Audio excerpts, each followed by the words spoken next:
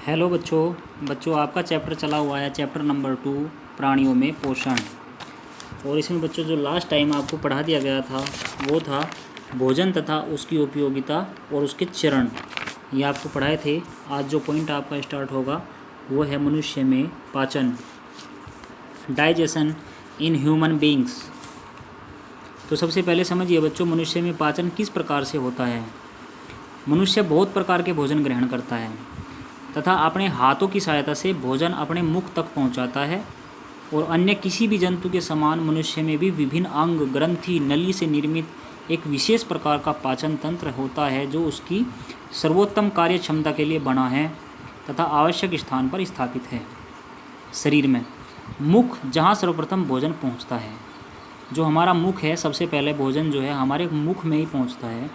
वह दांतों का वहाँ जो है दांतों का एक समूह होता है जो भोजन को काटता है, चीरता है, चबाने में सहायता करता है।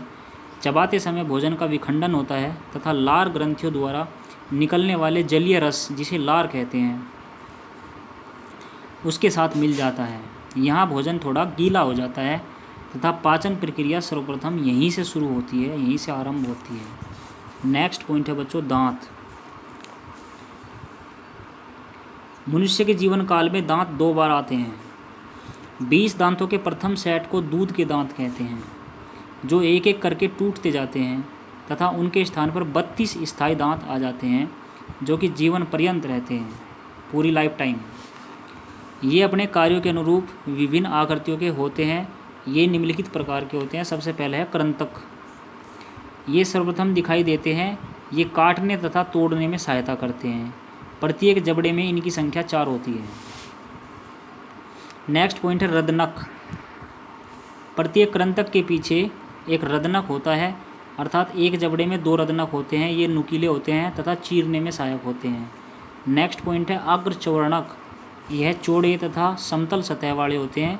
इनके द्वारा भोजन को चबाया तथा पीसा जाता है।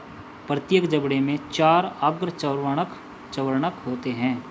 फिर नेक्स्ट पॉइंट है चवर्णक।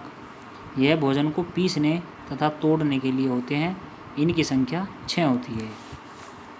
नेक्स्ट पॉइंट देखिए बच्चों, दांत की बनावट। प्रत्येक दांत में 3 भाग देखे जा सकते हैं। नंबर 1 जड़, फिर सिर और फिर कंठ। जड़ देखिए, दांत का वह भाग जो मसूड़ों में अंत स्थापित होता है, जो मसूड़ों से जुड़ा हुआ होता है। दूसरा सिरा है। दूसरा नेक्स्ट पॉइंट है सिर। यह मसूड़ों के बाहर दांत का ऊपर का भाग होता है। नेक्स्ट पॉइंट है कंठ। दांत का जड़ एवं सिर के बीच का भाग होता है। नेक्स्ट पॉइंट समझिए बच्चों, दांतों की देखभाल। स्वस्थ दांतों का रंग है वो सफ़ेद होता है एवं स्वस्थ मसूड़ों का रंग जो है वो गुलाबी होता है। यदि दांतों की उचित देखभाल न की जाए तो वे अपनी सफ़ेदी तथा शक्ति खो सकते हैं। दांतों में इनेमल अथवा डेंटिन आदि पदार्थ होते हैं।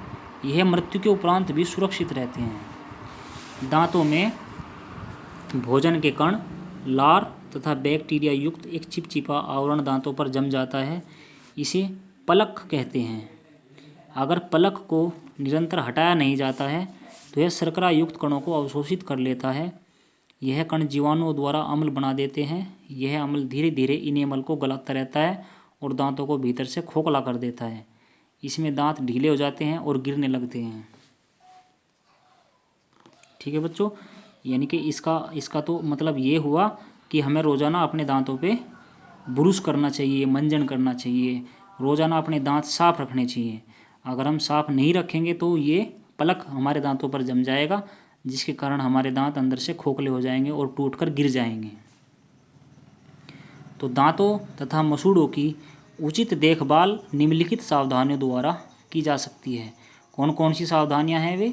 सबसे पहला है प्रतिदिन सुबह और सोने से पहले दांतों को मुलायम ब्रश से साफ करना चाहिए। नेक्स्ट पॉइंट है प्रत्येक भोजन करने के बाद पानी से मुंह को साफ करना चाहिए।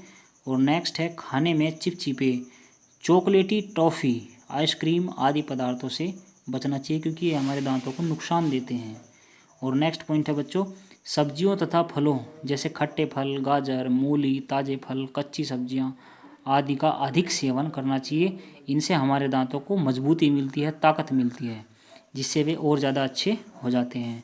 नेक्स्ट पॉइंट है बच्चों पाचन तंत्र, यहाँ से आपको बाद में पढ़ाएंगे।